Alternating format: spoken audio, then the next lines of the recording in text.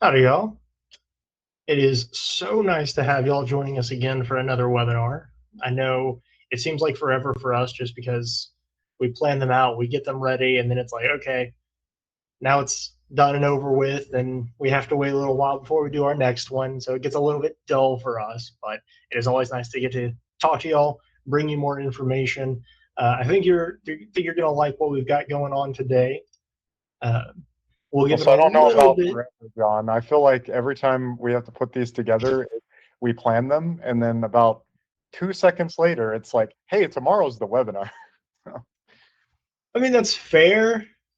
I'm not going to say that it doesn't seem like just time disappears from the starting to the final, webinar, but it's fun. It's fun nonetheless. You can't say it isn't. It is enjoyable to put everything together and spend some time, hopefully giving something that is useful for everybody. So Absolutely. And I will say, you'll note it is just Brazos and I this time. Normally, we like to have somebody else come in to be our, subject matter expert of the day. But in this case, no one was willing to do it. They were all cowards. So, it's just Brazos and I. We'll get you the knowledge, though. No worries about that. Something they about didn't want to join us. SOC people being antisocial or some such. I don't know. Hopefully, some of them will be listening to this and they will hang their heads in quasi shame, feigned shame, maybe. But alrighty. Uh, while we're still kind of early into this, we'll let people kind of roll in as things go along. But I will go ahead and introduce the subject matter. Uh, Welcome to Digital Game Wardens. This is going to be a fun one. We're dealing, I will say, you can thank Brazos for that creative title because I had nothing, and he was like, "What about like fishy and game wardens something or other?" I was like, "We're in Texas. We know game wardens. Yeah, This makes sense." and the idea too, the title's a little cheesy, but the obviously game wardens don't outright prevent overfishing and things in a literal sense, and that's the same thing here. A lot of the controls that we're going to talk about, they don't reduce risk to zero. It's impossible. So that was another idea of the thing, is how do we hopefully add some type of lookout and then reducing the impact, and as the subtitle would suggest. So Exactly. And it really is. It goes, honestly, the game warden aspect of it is pretty apt, just because, as we all know, overfishing is still a thing. They're out there, they're doing their jobs. Much respect to game wardens, um, but you can't just kind of end it all. And even when you are trying to lessen the quantity of times that bad things happen, you also really want to make sure that the impact of that, decreases as well, so that they're still fishing for next year, or hunting, or whatever else you enjoy. Uh, so, that being said, Digital Game Wardens, reducing the impact of phishing. That is our title. Now, as you might surmise from that title, we are going to be talking about phishing, some of the various things surrounding it, and how we can kind of help to use the Google Workspace console to, again, reduce the impacts, hopefully cut back on how much of that you're having to deal with at your school, district, organization, what have you. Again, trying to make your life easier without having to go through the whole bidding process or trying to try out a new service that you're having to pay for. So something that you're likely already using, how can you make it work more?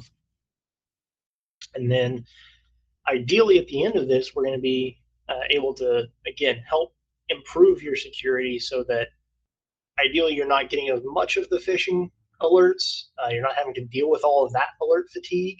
But then also, like, if you do have a user that gets compromised, you don't have to spend, 7 days out of the week, spending an hour each day going through and making sure that, uh, the users that have gotten phished today have been remediated. It's reducing that number, but then also making sure that that is a quicker process for you when you do have to do it. But all of that said, Looks like we've got a lot of people in here, so let's go ahead and move on with that. So step one on this is going to be kind of defining what some of the big risks are out there for us.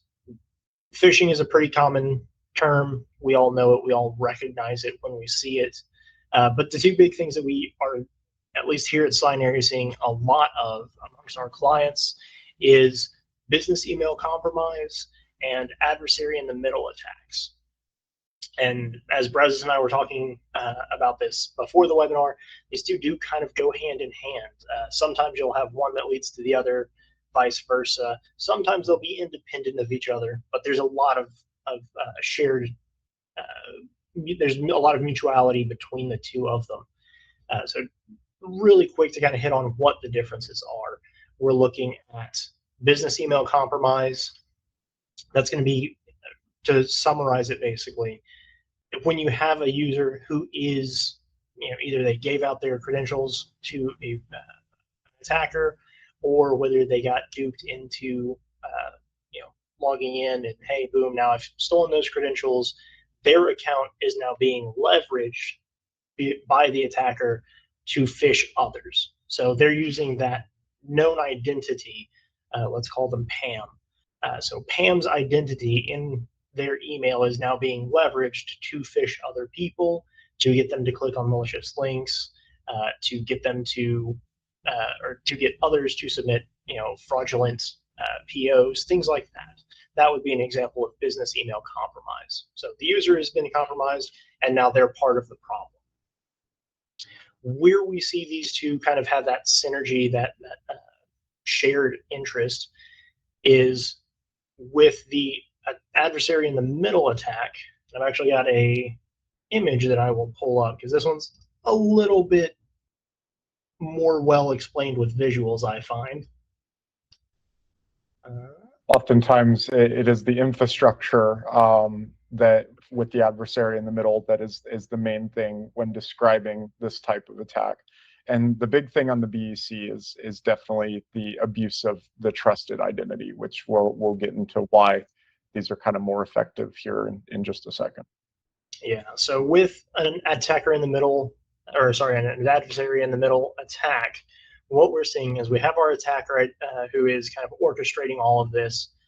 They will send out a phishing email. Now this, again, when we have a compromised account already, so BEC has already been established, this could be coming from an identity that is trusted. This could be coming from Pam, but it could be any phishing email.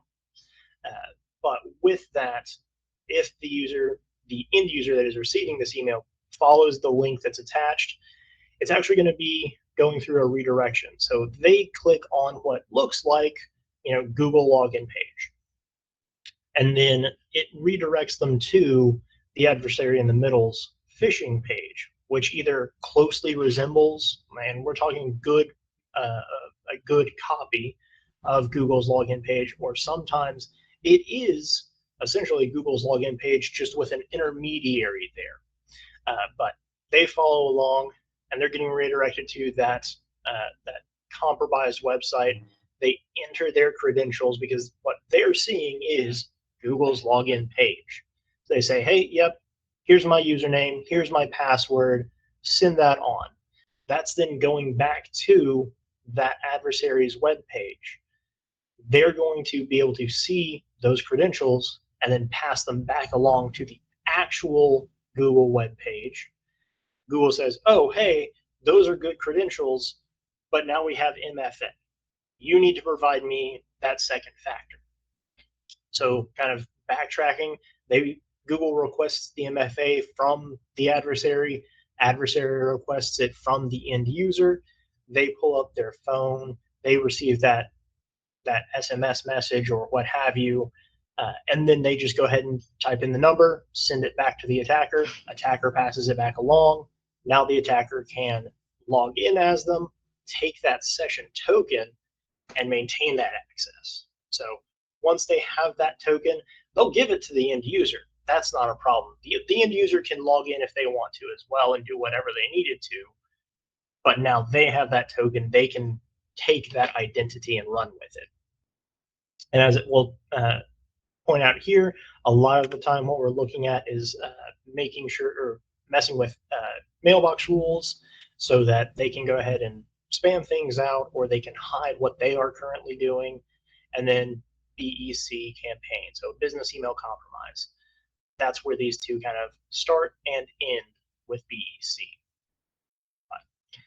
Fun things, I will go ahead and cut that one off. If y'all want to, you can look up things like that. They are a dime a dozen, but it's a good idea of what we normally think of as business email compromise and then adversary in the middle. And the thing with that is that, so with the attacker's web page, all of those the end user, like John said, is fully interacting with Google. As far as the end user is concerned, it's transparent. They log into Google, they have access to their drive file that they may have been accessing, or maybe they were just checking an email or whatever that may have been. The issue is that they just passed all that through the attacker's infrastructure, and they're able to capture it. A lot of times this is fully automated on the attacker's side, so there's like Telegram bots on the back end that send all that data to the attacker, or in some rare occasions there's somebody sitting hands on keyboard watching the end user type in those credentials, and then just kind of on the back end typing it in. And the big thing too is the session token. So they steal that session token and then they have it. And we'll kind of discuss later on why that is specifically important. There's a number of reasons, but that it is a lot of the reasons that people are like, well, I had MFA, and then the question Not of all MFA is created equal anymore. Yeah, so. But alrighty. With that all said, to just kind of bring this one to a quick close, the big risks involved with these attacks are going to be the abuse of identity and the abuse of trust. With the BEC, it is kind of cloaking themselves, kind of wolf in sheep's clothing on this one. If I were to receive an email from Brazos's email, I assume it's Brazos, and that's where they kind of are able to win on that one, because I'm assuming it's Brazos. I don't know for sure.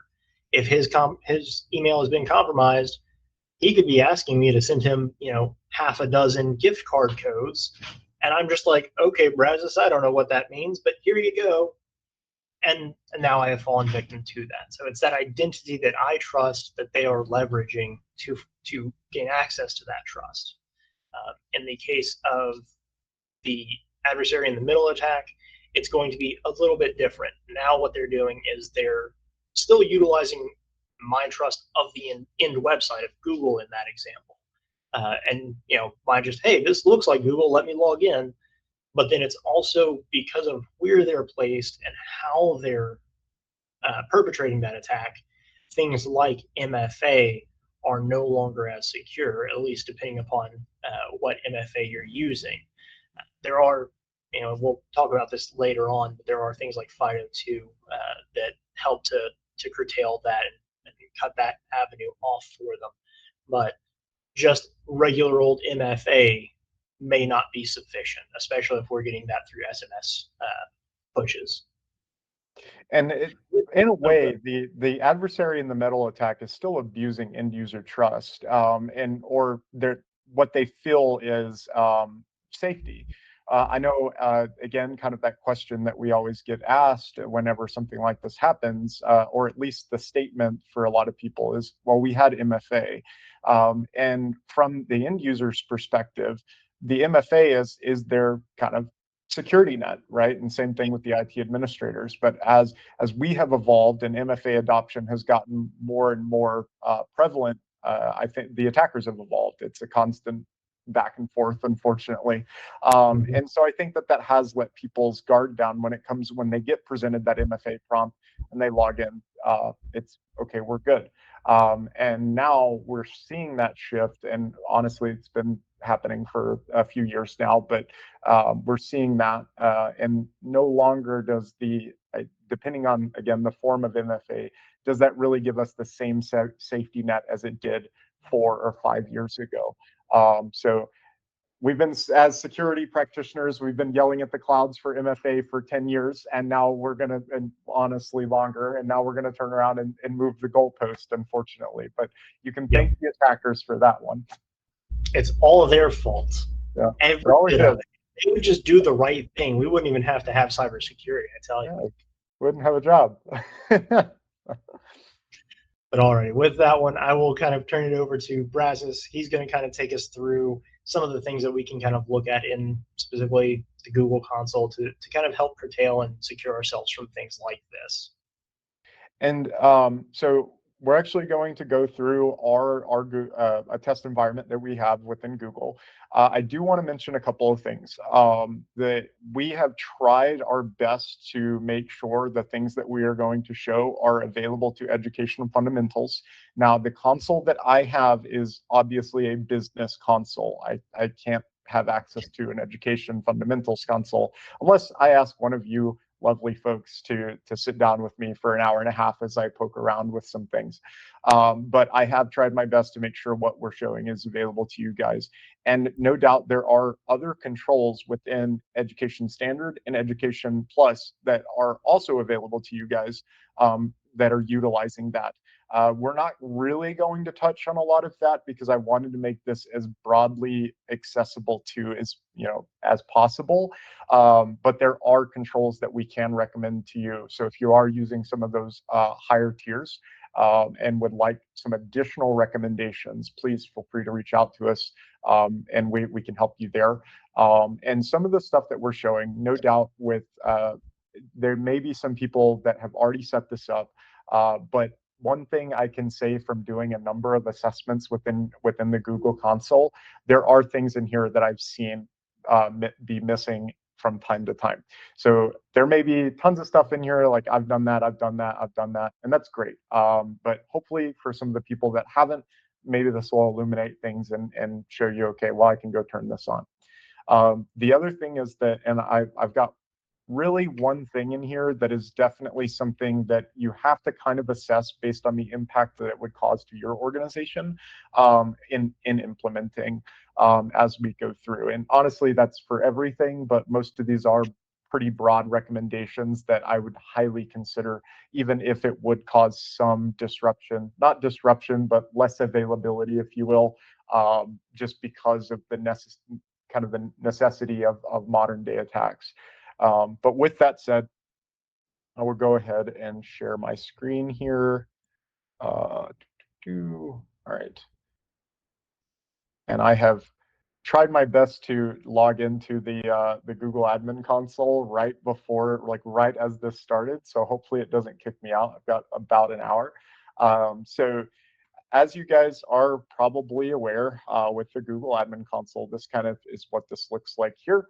Now, the first thing that I really want to hit on is because of the adversary in the middle of the attack, which I think is one of the larger things that are hitting people, especially because again, people have moved to MFA. A lot of people utilize it now. There are still a lot of organizations that don't have that pushed out. We're going to be talking largely about the password piece first. So jumping down here to security and then authentication. So this is where all of the authentication controls for Google are going to exist.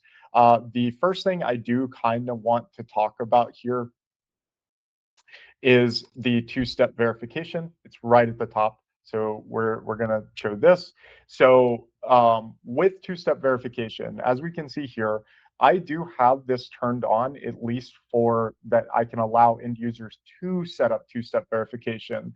But there's this large enforcement piece here. The organizations that I see generally have this first setting turned on. They allow users to enable two-step verification, but there is a lack of enforcement. And I understand why from the education perspective. Many people are uncomfortable using MFA, or it causes like a slowdown for people. I know there are some maybe older folks that work in the business office or finance, whatever that may be, that aren't quite familiar with this. And obviously I don't want that on my personal phone. But the thing with this is It is a necessity for the modern day. So if you still haven't enforced MFA, I would highly recommend having this conversation with admin to try to get this moved over. One of the things is you can do obviously a structured rollout or a timed rollout or phased rollout with this, so that it is a less of an impact. If you turn it on immediately, it's definitely going to cause some problems. But beyond the enforcement, one of the things to the adversary in the middle attack that we want to highlight is that the older forms of multi-factor authentication, things like SMS, push notifications, so the one where Google sends it, is this you, and you hit it yes, and even the TOTPs or the time value codes, those are no longer secure in the like when it comes to the adversary in the middle attack. And the reason why is that there's no whenever you go to that those websites, for example, so the attacker controlled infrastructure, the when you type in that code, all that stuff is being relayed to Google, and Google just accepts it no matter where the sender is from. And then the session token that the attacker stole has MFA applied to it, so they can just go and log in wherever they want as long as they're applying that session token to their browser.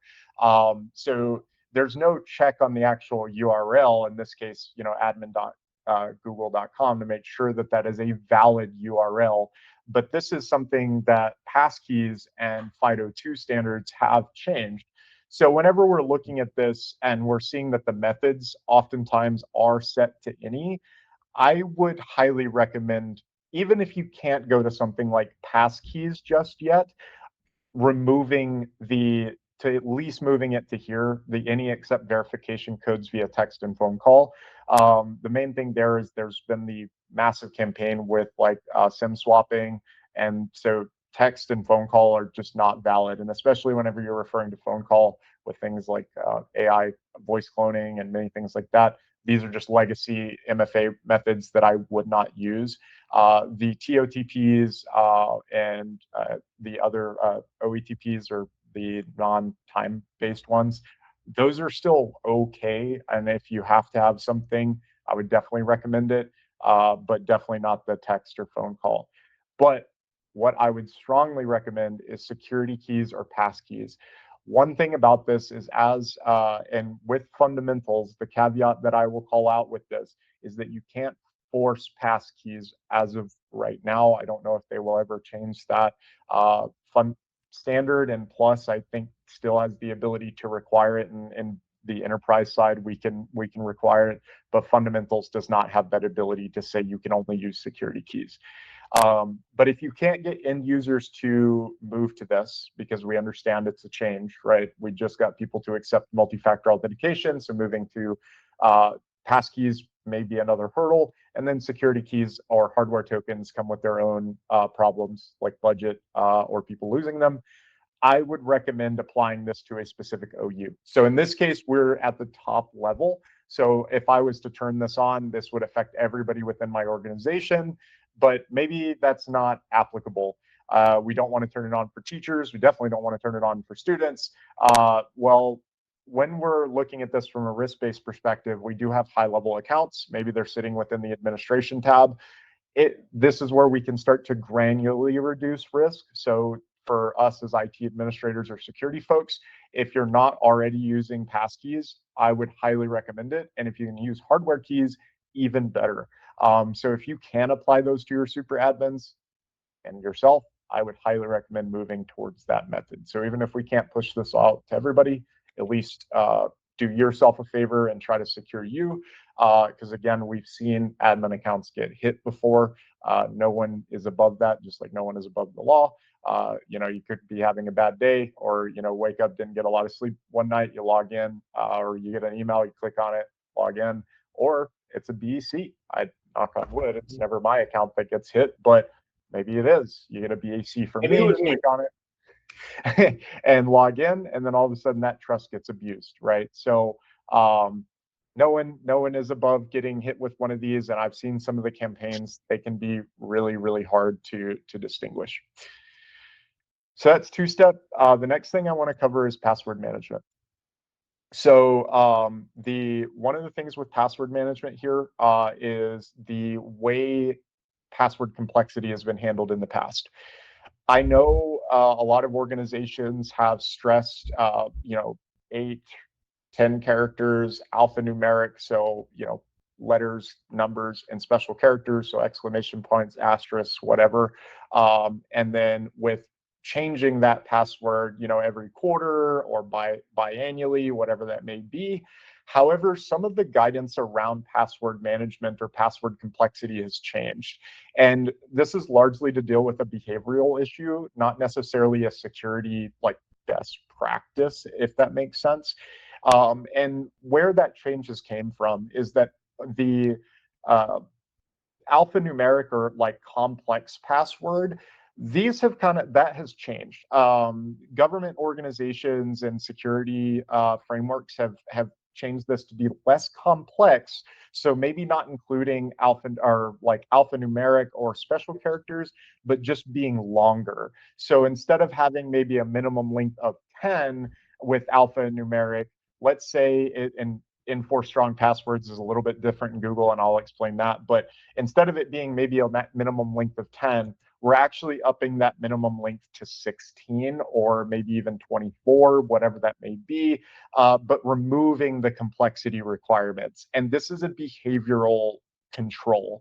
And to describe that, essentially, when people are forced to do alphanumeric and special characters, they're often only adding something like an exclamation point at the end, changing an O for a zero, maybe an A for an at sign, all that, those normal kind of really quick changes for complexity to make sure that you're getting the check mark when creating your password. The issue with this is programs that are designed to break that or brute force attacks, they've got logic built in just to instantly test those types of changes. So you're not actually adding much time to the brute forcing method by doing that, but you are adding almost exponential time by increasing the length of the password. And it's generally just easier for people to remember like passphrases rather than some random string of letters and numbers. Now, again, I say this is a behavioral change because from a pure security standpoint, a 24-character password that's alphanumeric special characters that is truly completely random is going to be a way stronger password than just a little bit of mixed phrases in there, right? Again, you're just increasing the complexity and the entropy of that password. But I do believe that, this one, go if you ahead. don't mind, just because this is something that I have argued many a time, but the important point on this one, and I can't stress it enough, is having the special characters and the alphanumeric in there is great. It is that behavior. When you give a person the option, they are going to take their old password and add a single character, and it's going to be that special character. That's the weakness of it, not the actual password complexity itself. It's the user interaction. And for an example of kind of that passphrase, a lot of ISPs are putting router passwords. They're setting default router passwords that are passphrases. So think of something like sunny shrub, you know, tree or something.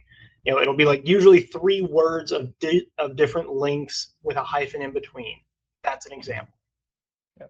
It's just much easier for people to remember, and you still get the benefit of long passwords. So I definitely recommend switching to something like this. Now, to kind of explain Google's enforce strong password, this does require the complexity piece, but they also include stuff like you can't, I think, things like password reuse and a couple of other things. So I would still recommend on the enforcing strong password within Google just because of the things that they nest in this.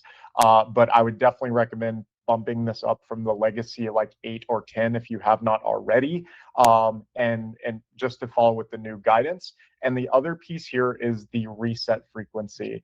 A lot of people like CISA and stuff have moved away from like a reset. I am still under the firm belief that we should at least go through a reset once a year, if not biannually. And the reason for that, in my opinion, is that there are still password breaches. Those still happen. And as we get more and more powerful compute, being able to break even those long passwords is going to be a thing. So having people be able to reset that is going to be a good security measure. Not to mention, people do it just as a nature.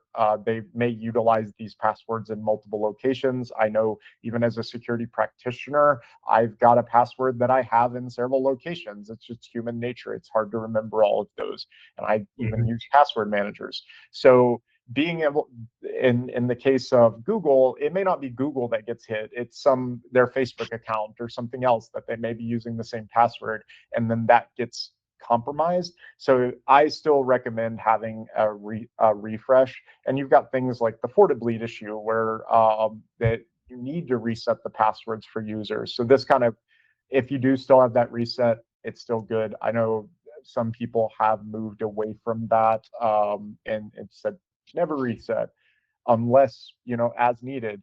But I would still say at least have some form of reset, maybe 180 days or just something that's a little bit longer than, the 30 or 60 days, because that does get quite troublesome for users. And I guarantee you every time you do that, that somebody's sending in a ticket saying, I forgot my password, even though they just changed it, right? So maybe that will lower some of the work that's on y'all's plate and still maintain a high level of security on that. So yeah, that idea, kind of putting it in education, if at the start of the year you set your password, and then at the start of the second semester you set your new password, that's a lot easier on a teacher. They don't have to, worry about changing it as frequently, and it fits really well into the structure of education.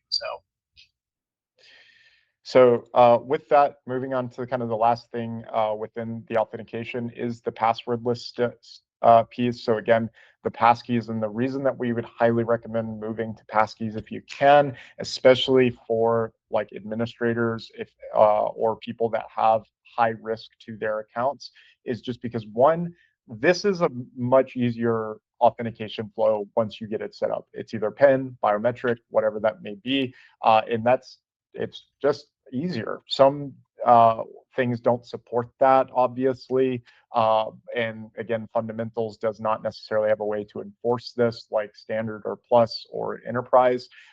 But we do recommend doing this because the thing with passkeys is it does look at things like the URL when you go to log into a platform. So if you go to like gmail.com per se and type that, try to log in, if it's not the URL for gmail.com, that passkey won't surface, meaning if it's an adversary in the middle attack, you're not giving over that session token or that authentication flow to the attacker. So using passkeys is a good way to secure things, especially with SSO. So because that's one thing to consider with this is if you give over or an end user gives over one of these passwords and you're using Google as the identity provider or the OAuth assertion, that attacker technically has access to a lot of different things by just compromising a singular account.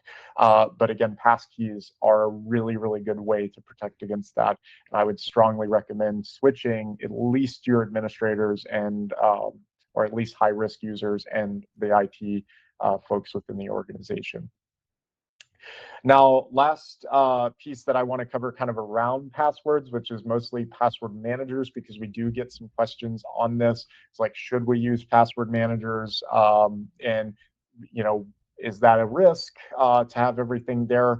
The answer to the password manager piece is I believe most of Scinary would say yes. Password managers are a strong way of allowing people to that complexity portion that we mentioned and the issues around complexity. Password managers kind of solve that issue for you, right? You can have a 24 character, 30 character long password, completely alphanumeric special characters, and it remembers it for you. And so that allows you to remove that behavioral aspect or behavioral concern and only focus on the security best practice. Now, the risk that we typically hear, and which is an understandable risk, and it is a risk, is now all my passwords are stored in one location, and that is true. But that's the same thing with something like SSO. And you can really spend a lot of your effort securing that singular point, again, making sure that you have a singular password that you log into that password manager that's super strong, right? It could be a 24 character long password, alphanumeric special character that you remember. And so at that point, you're securing that kind of behavioral risk, even from the logging into the password manager side. So I would think the trade-off, or I think the trade-off there is a very good one, in terms of the overall security that you get. And there's a number of pretty good security or password managers out there. In my personal life, I use Bitwarden, it's open source, and you can use that. Here at Scinary, we use 1Password, and it is really good. And most of them are fine. If you have it, I think KeePass is another one that's available. But moving on from that, one of the things that I wanted to talk about in addition to the passwords, because I think it goes hand in hand with that, is, let's see, security, and then is it under, yep, Google Session Control. So under access and data control, and then Google Session Control. So with session duration, so this is whenever it forces users to sign in and sign out, or well, sign back in, it signs them out automatically. The main thing I really wanted to stress here is it should never be set to never expire. Obviously, the lower that you can get this, the more secure things like those tokens are going to be. So even if an attacker steals one, if the session, and you don't know about it, but the session is set to expire within a certain short duration, it could potentially limit their ability to interact with that session for an extended period of time if it goes unnoticed and unused. However, obviously, if we back this all the way to an hour, people are going to have to be signing in a whole bunch. This is probably going to have issues with availability. So this is probably not going to work. Obviously, if we could select 1 hour, it'd be, from a security practitioner standpoint, great. But probably not applicable for most people. So this is one where I would assess how much do we want to impose on end users and making them sign in. I just wouldn't set to never expire, and maybe 30 days is going to be a little bit too long. But if we can reduce this as much as possible, would highly recommend that. Now, moving on from the security section, well, technically not. With access, and we're going to jump up to API controls. There's a lot in the security section. So what I wanted to talk about here is specifically with app access. So with this, there are several things within the settings tab where we can control what people can set up as third-party apps within Google. A lot of organizations are already kind of controlling this, but it's one thing with the attackers, what they'll do whenever they do compromise an account is they will set up some form of OAuth app to maintain control or persistence inside that account. Even if you go and revoke the sessions and log out the user, change their password, reset MFA, all that fun stuff, if they have an OAuth app still connected to that Google account, it's very possible that they still have access, or they'll regain access at a later date. So this setting here, unconfigured third-party apps, if we're able to control this or make a user request access to an app, I would highly recommend this, just because it may, if the attacker logs in and they try to install an app, it's going to go to you for approval. Now, again, this may cause issues with availability if people utilize a lot of third-party apps that you haven't validated.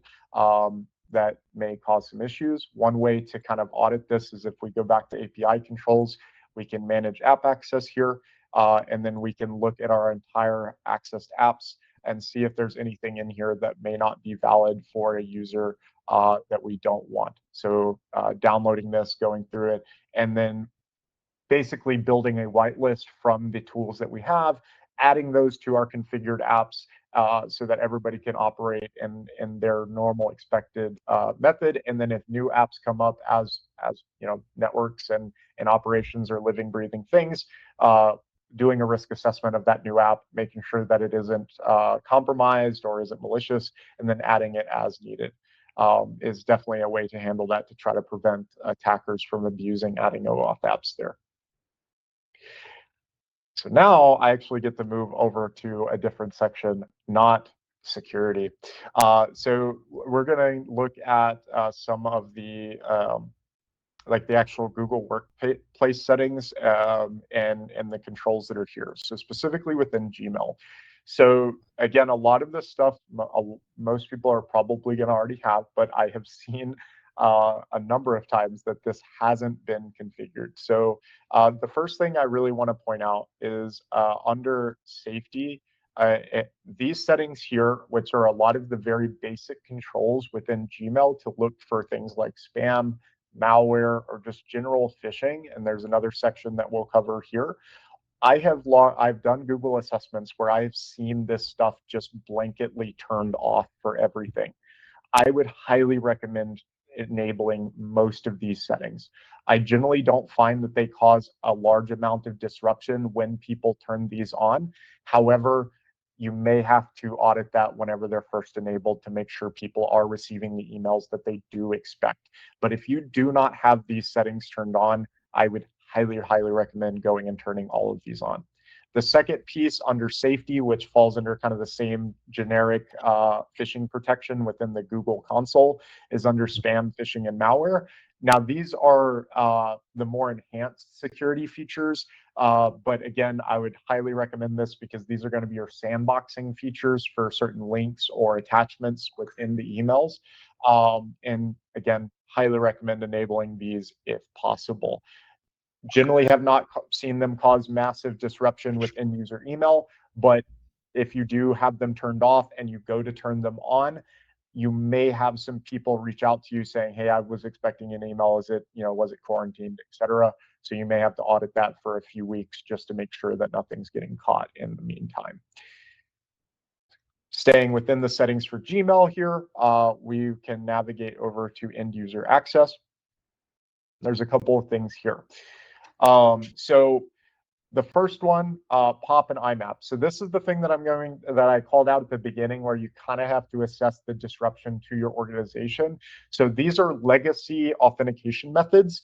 Now, POP is not necessarily as impactful as IMAP is, but what these, whenever like printers or anything may utilize emails to send to users, a lot of times they'll use IMAP. POP is a little bit older, may not necessarily be utilized. But what these third-party software, things like Thunderbird, for example, may use POP and IMAP, and they don't have the same security controls when it comes to authentication as Google's native processes to log in.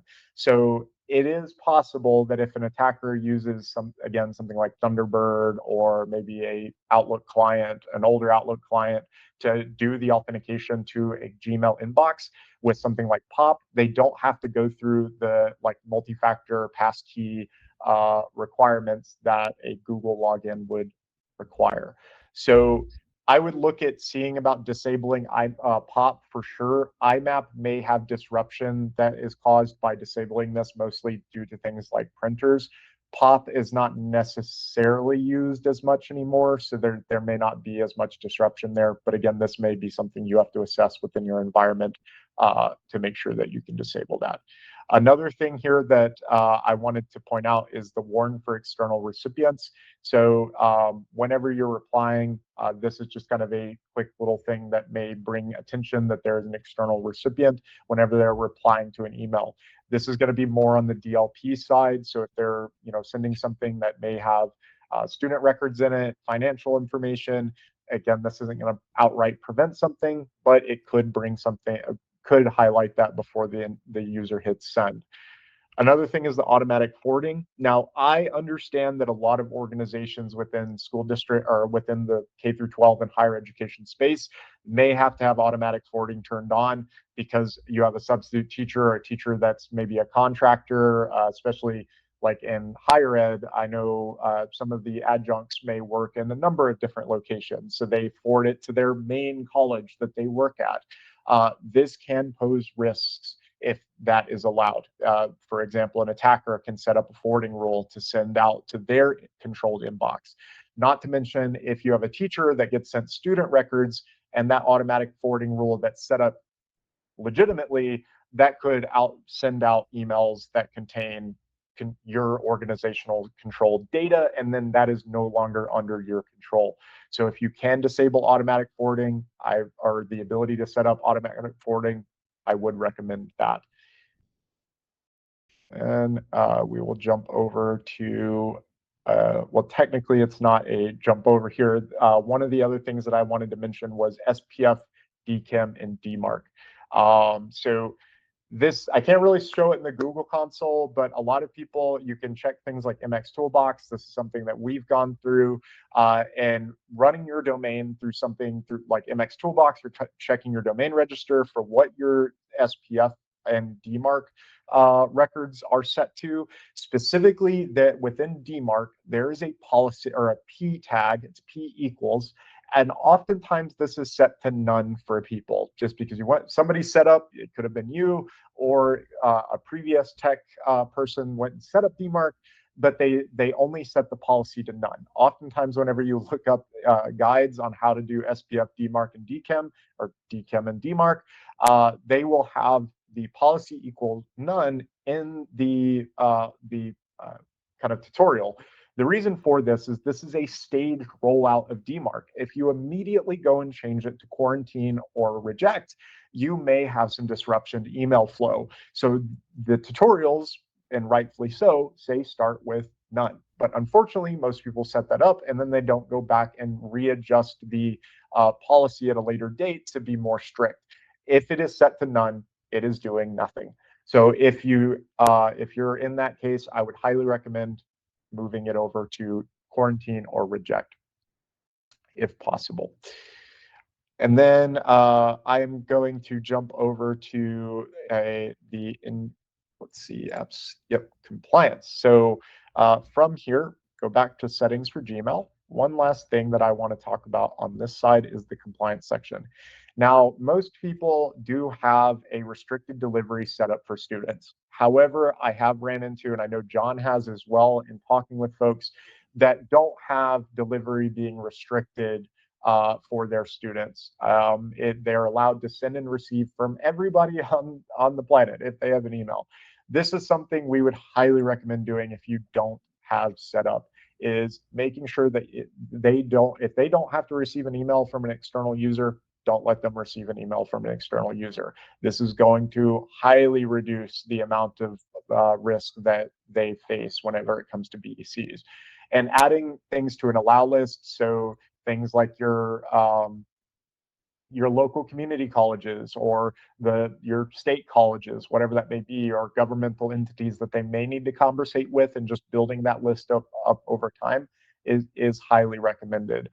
For anybody lower than like K6, they probably don't need to be sending and receiving emails outside of the domain. So you probably just restrict that entirely.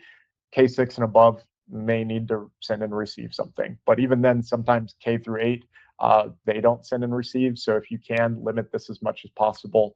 Yep. And again, I know most people do, but this is something that I wanted to point out because we see occasionally that not being the case.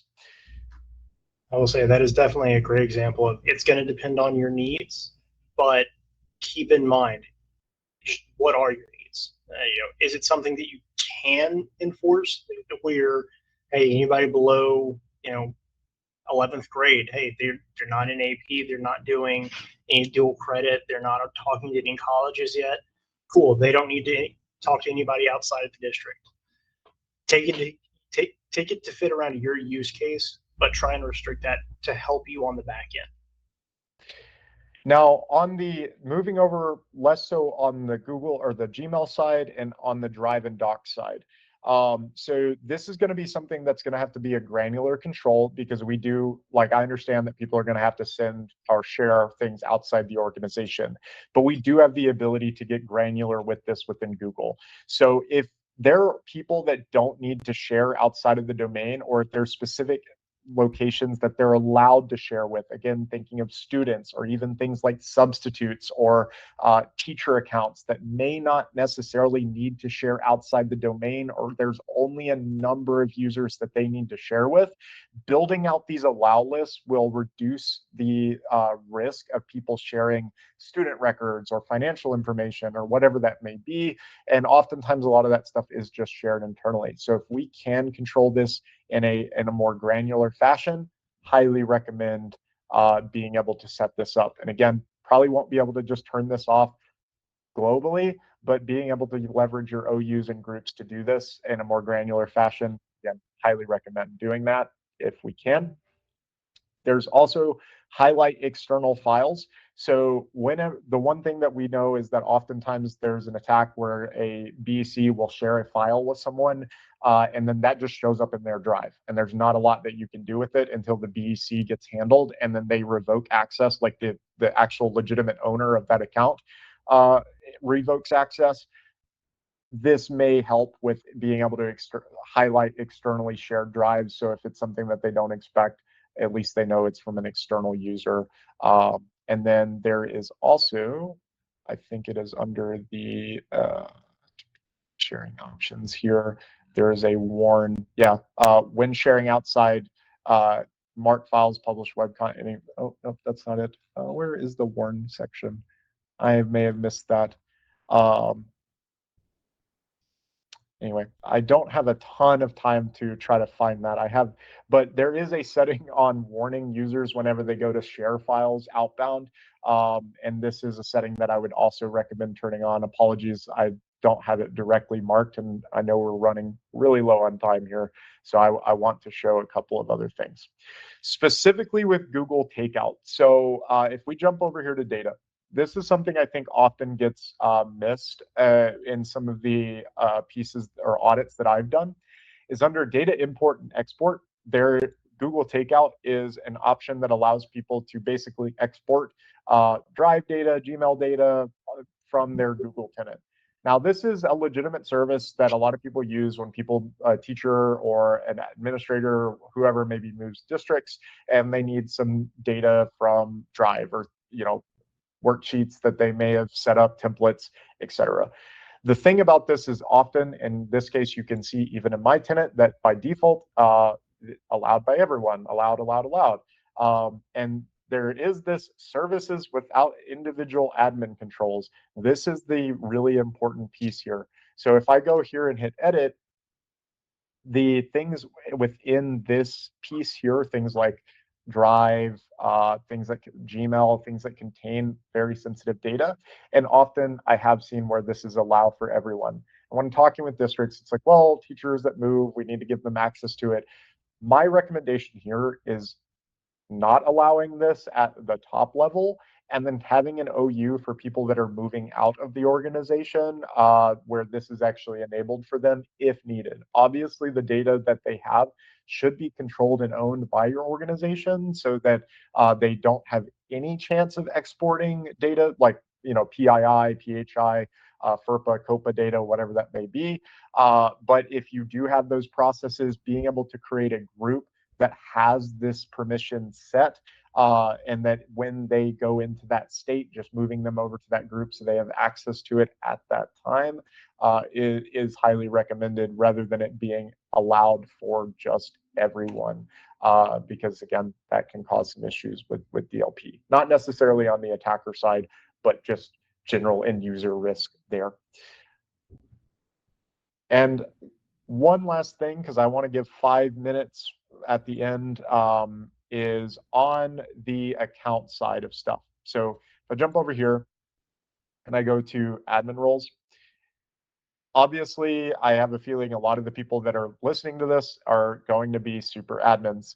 One of the things that I highly recommend doing is going through here every once in a while and checking, especially if you or someone who may have inherited a Google Workspace account from another district that you moved into as IT admin or IT director, is going and checking your super admin accounts and seeing if there's anybody in here that you can remove.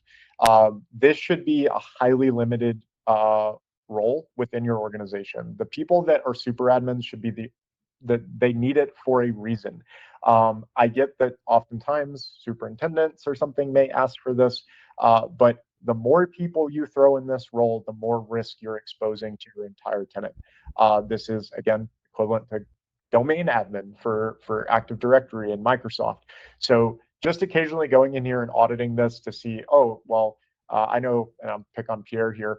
Pierre, he's no longer with the organization. Maybe I can go and unassign this role, or I had maybe a third-party vendor that, for whatever reason, was doing an audit of Google, or maybe I was working with them at some point and I had to create them a super admin role. Maybe they're still in here. Going and checking this every, once a year or quarterly is something that I would recommend, because if those get popped, it's a major problem. In fact, we saw in one case a super admin got popped, and what happened is that one thing led to another, and a Google tenant got deleted, and it took Google 2 weeks to restore a school's Google tenant. So you can kind of tell how much disruption that would cause. So highly valuable roles, and trying to restrict access to these is very important. But with that, I know, again, we have 5 minutes, so I want to kind of turn it back to John to end everything here. And hopefully that has provided some value to you guys. And there's a ton more that we could cover. I realized we could probably make this a 2-hour call, and I still could go easily. Yeah. So, and I will say with that, if there is anything that y'all want to follow up with us on, I will be dropping things in here. Let me go ahead and send that out to everybody. But if you've got more questions after this that you really want to have answered directly, you can go ahead and pop questions into the chat right now, or there's our contact info. You can reach out to Brazos. You can reach out to me if you want to have us go through and kind of do what we've just done. Look through the Google console, see if there's anything that could be shifted in a more secure way that still doesn't prohibit you from doing the things that you need to do. We're more than happy to walk through that with you and kind of find where you can have those small security improvements. We overall here at Scinary, we are here as a resource. So if you have questions, reach out to us. We're more than happy to help you with it. If you have questions about a particular service, obviously we're more than happy to talk about that and just kind of how we can help secure you in general. But even on kind of that tertiary kind of tangential side of things with the Google console, we are happy to support you in that as well. So feel free to reach out. There's the information in the chat for you. I'll kind of just open it up. If you have any questions, post them. Brazos and I have time, so we're happy to answer. And there again, there is so much, and I feel bad because I couldn't explain. I didn't have time to explain each individual reason for a lot of that stuff.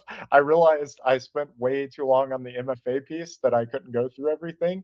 But there's a lot of reasons that most of those pieces were selected.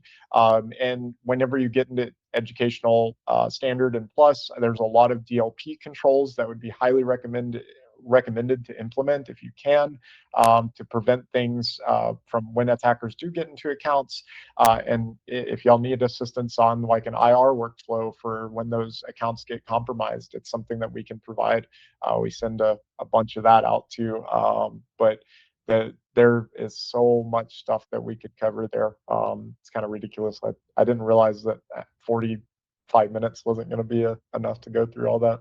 I had to start ramping up the speed. Well, and then I think that most people are going to be happy about this, but we didn't even get to really hit on MFA a second time and kind of go more in depth with it. So I'm sorry, everyone, that we can't talk your ear off more about MFA. I know it's disappointing, but you can always reach out, and we're happy to call you, and we talk MFA for a while. It's fine. So, and to answer Ashley's question, or not really the question, but the statement. So I was dumb and forgot to submit a session for SI. Now I do technically have one with a member there, but I would love to do something, even if it's not a full official session or anything. if we can, or we can plan something later that's more in depth because I know a lot of that's going to be IT administrators as well. So be happy to do something like that. And I know you can't necessarily respond here, Ashley. So sounds good. Again, I that was my fault in not responding to that. I just didn't get around to it, but I will be there. I will be there.